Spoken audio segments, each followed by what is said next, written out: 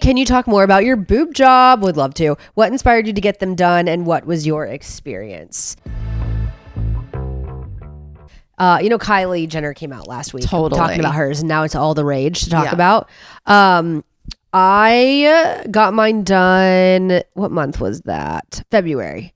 I got mine done in February, which was a great time for me because that's when I slow down and don't work as much and don't ride horses as much.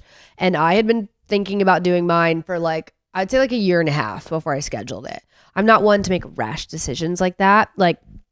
I would rather sit with it. And if I still want to do it after a year or so, then it's okay, then I really want to do it. Whereas sometimes I think I want to do something and then after a couple months, I just don't. Right. So I think it's something you don't do impulsively. I would think about it and do your research. I went and did 3 consultations with different doctors before I picked one. And that's something else I would recommend, which I know you have to pay a consultation fee and you don't get it back unless you choose that doctor. So I know that can seem not great, but boob jobs are expensive. And for me, I was like, you know what? I can spend $100 here and there to see some different doctors and really have some options. It's just a big investment. Yeah. And to me, it was worth just paying a few consultation fees to find the person I liked. And it was the 3rd doctor I saw that I liked the best.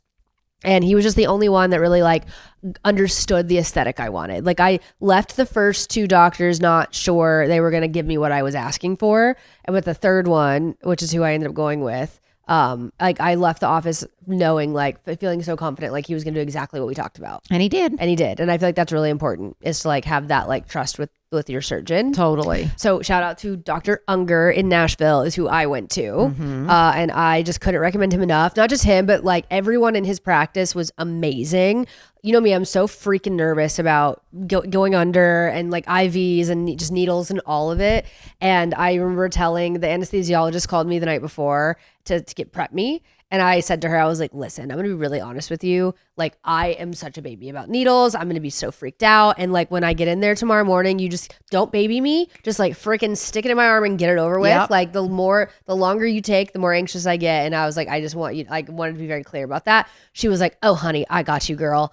And boy, did she. I didn't even notice her putting the freaking IV in my arm. She had me talking and me and Keys were goofing off. I didn't even notice it. And I don't even remember falling asleep. Did she give you Versed before? She must have, because Totally. I have no memory. One minute I was joking with Keys about the lady in the next room. And then I just don't even remember being falling asleep and being taken into the surgery room, which is great. That's exactly what I wanted. Exactly. I did not want to know what was going on.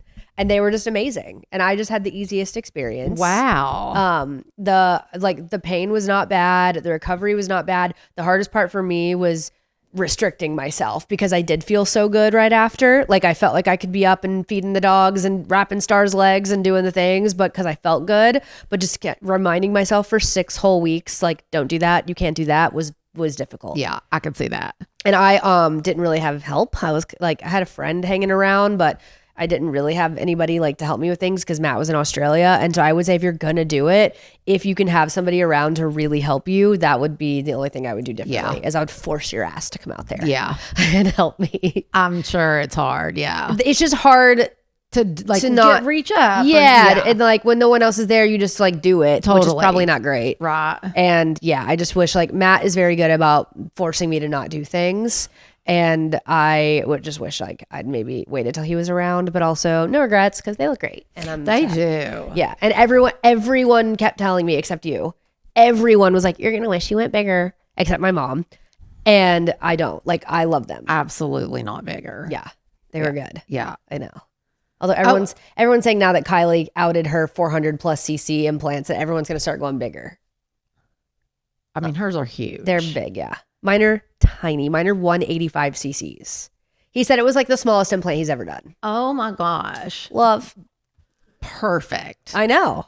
And hers are how many? 4 something. Yeah. Holy crap. I know.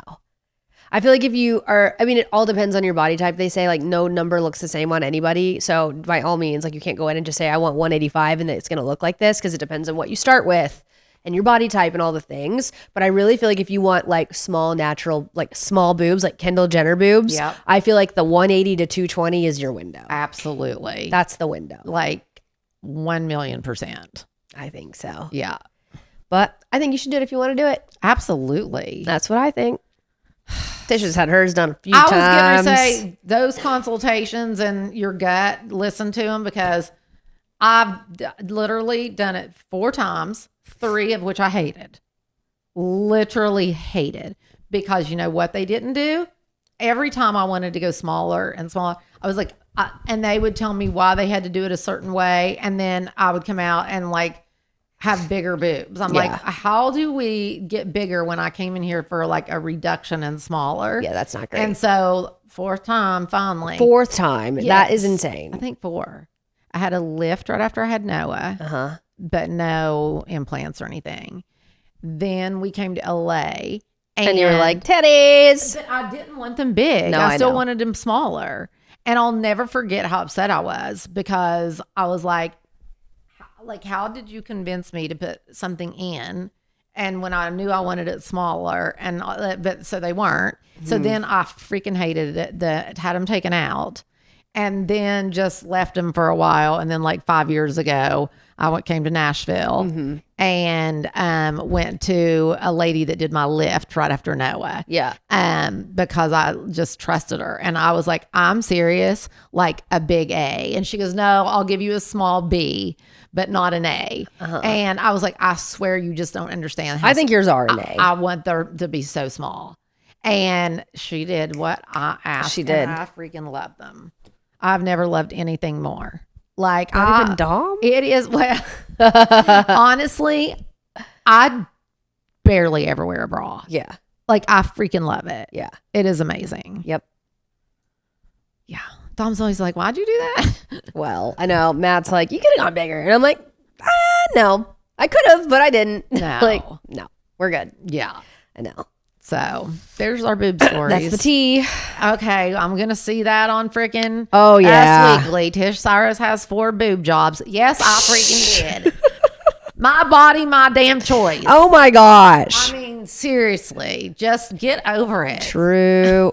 This podcast has been brought to you by Podcast Nation and Hopetown Entertainment.